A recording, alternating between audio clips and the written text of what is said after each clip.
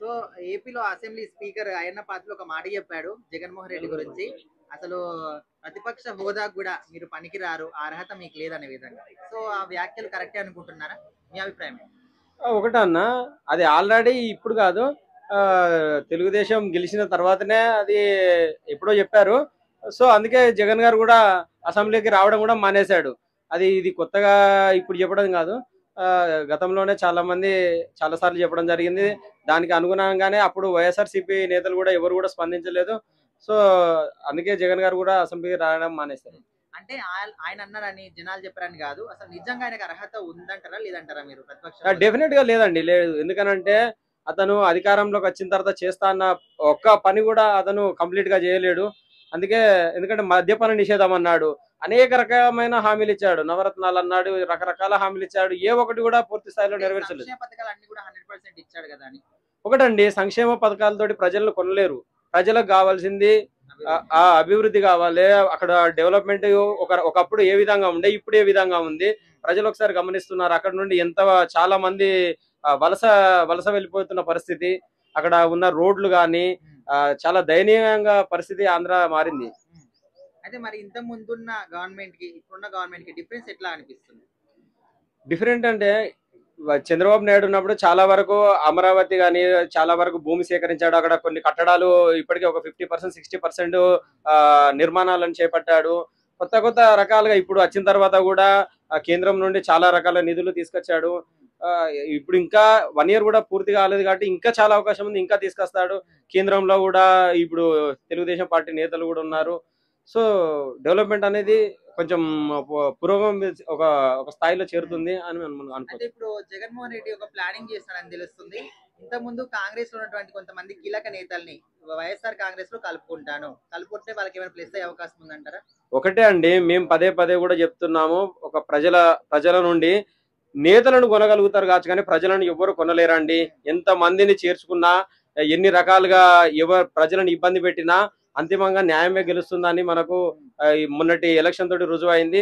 ప్రజలను కొనలేరు ఎవరు కూడా, నేతలను కొనవచ్చు కానీ అక్కడ అభివృద్ధి అనేది జరగలేదు అనేది అక్కడ ఎవరిని అడిగినా మనకు చెప్తారు.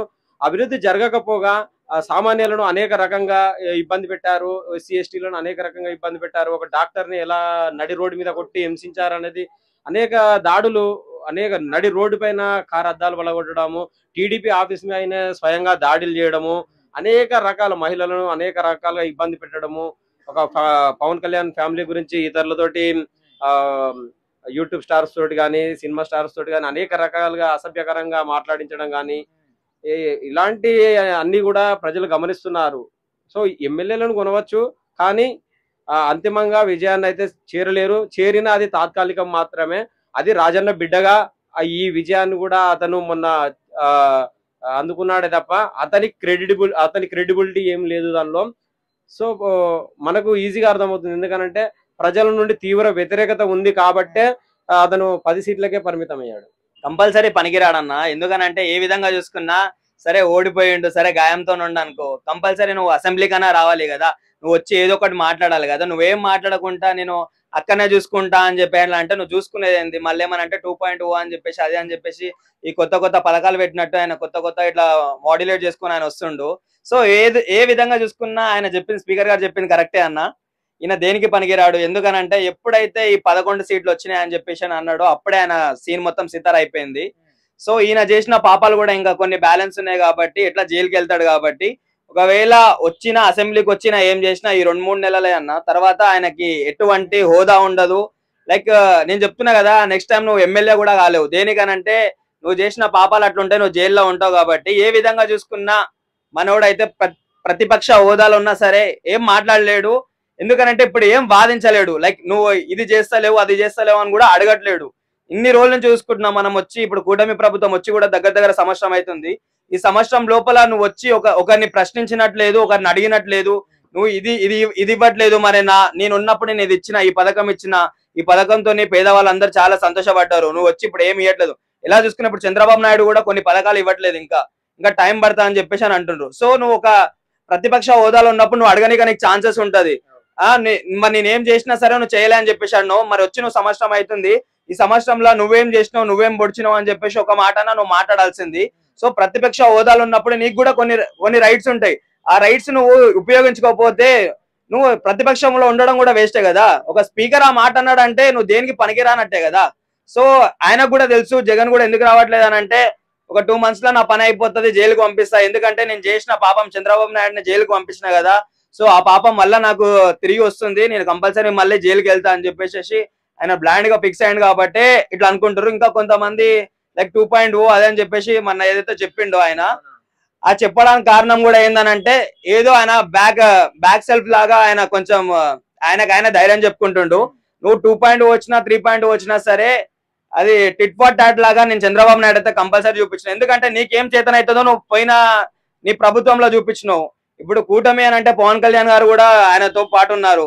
సో నువ్వు చేసిన పాపాలు అయితే చంద్రబాబు నాయుడు వదిలేయచ్చు, కానీ పవన్ కళ్యాణ్ అయితే ఏ మాత్రం వదలడు. So get ready to go for jail. అంటే అయ్యన్న పాత్రుడు ఓకే, జగన్ ని అనే ముందు ఒకసారి ఆయన వర్త్ కూడా ఆయన ఒకసారి చూసుకోవాలని చెప్తాను నేను. ఎందుకంటే లైక్ సరే of course Jaganmohan Reddy might be corrupted, fraud ఉండొచ్చు, but at the same time ఆయన పాలనలో ఉన్నప్పుడు ఆయన అధికారంలో ఉన్నప్పుడు చాలా చేశారు కూడా జనాల కోసం. సో అది కూడా నేను మర్చిపోవద్దని చెప్తా జనాలకు. ఎందుకంటే నేను ఏ పార్టీకి వ్యతిరేకం కాదు, అలా అని చంద్రబాబుకు సపోర్ట్ అని కూడా కాదు. ఒక జెన్యూన్ మనం ఒక సిటిజన్, ఒక 2 తెలుగు రాష్ట్రాల సిటిజన్ గా చెప్పాలంటే లైక్ అది టు బి ఫ్రాంక్ ఒక టాటా చాలా అంటే ఆయనకు ప్రతిపక్ష హోదా అర్హత ఉంటే మరి అట్లీస్ట్ అసెంబ్లీ కూడా ఎందుకు రావట్లేదు అనేది జనాల క్వశ్చన్ అన్నమాట. ఎవరు జగన్ అంటే జగన్ అసెంబ్లీకి రాకపోవడానికి కారణం ఏంటంటే లైక్ ఆయన ఒక డిఫరెంట్ స్టేటస్ లో ఉన్నాడు. ఆయన దృష్టిలో వీళ్ళంతా లైక్ అది ఒక చీప్ పాలిటిక్స్, చిల్లర రాజకీయాల లాగా మనోడు భావిస్తున్నాడు. కాబట్టి ఎట్లయినా మళ్ళీ ఫర్దర్ తానే అధికారంలోకి వస్తాడు కాబట్టి ఆయన హ్యాపీగా రిలాక్స్ అవుతున్నాడు. అంటే సేమ్ ఇక్కడ కేసీఆర్ ఎలాగైతే ఒక స్ట్రాటజీ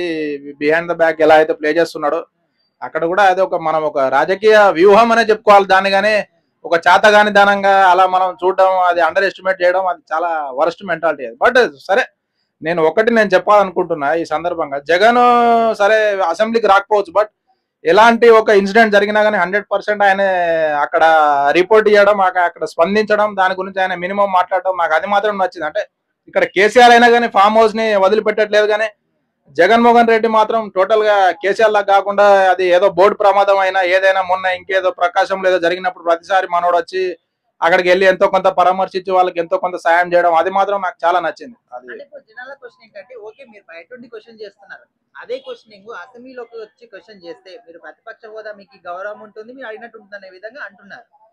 అంటే అదే పాయింటే, అంటే అసెంబ్లీకి వచ్చి కూడా క్వశ్చన్ చేయొచ్చు, కానీ నాకు ఎందుకో స్టిల్ అంటే ఆయన వర్త్ కాదు. అంటే లైక్ ఆయన దృష్టిలో ఇది లైక్ దట్ అంటే డజంట్ మ్యాటర్ లాగా మనోడు ఇక ఆయన దలుచుకోలేదు. ఏదైనా ఇండైరెక్ట్ గా ప్రెస్ మీట్ పెట్టి వీళ్ళ కోసం నేను ఏంటి అక్కడికి వెళ్ళేది, వీళ్ళు ఎంత నా కింద అని, అంటే అది లైక్ మనం దాన్ని అంటే 50-50 లాగా, అంటే అలా యాక్చువల్లీ రావాలి. మీరు చెప్పినట్టు నిజంగా అసెంబ్లీకి వచ్చి పవర్ఫుల్ గా రిప్లై ఇస్తే బాగుంటది face to face. But at the same time ఇక వీళ్ళు దృష్టిలో పెట్టుకొని ఇంతకుముందు వీళ్ళు పాలనలో ఉన్నప్పుడు వాళ్ళు చేసిన పనులు అవన్నీ దృష్టిలో పెట్టుకొని అలా రాకుండా ఇండైరెక్ట్ గా ఎక్కడే కూర్చొని నేను కింగ్, నేను ఎక్కడున్నా కింగే, నేను వచ్చినా రాకపోయినా నా అది ప్రజెన్స్ అనేది చాలా పవర్ఫుల్ అని చెప్పి మనోడు ఇండైరెక్ట్ గా అలా కూడా ఒక మెసేజ్ ఇస్తున్నాడు. కాబట్టి సో ఇప్పుడు ప్రజెంట్ 11 సీట్లు వచ్చాయి కదా, నెక్స్ట్ వచ్చే ఎలక్షన్స్ లో అట్లీస్ట్ అవి కూడా ఉండవు అనే విధంగా కొంతమంది అంటున్నారు. సో నిజం అనుకోవచ్చా?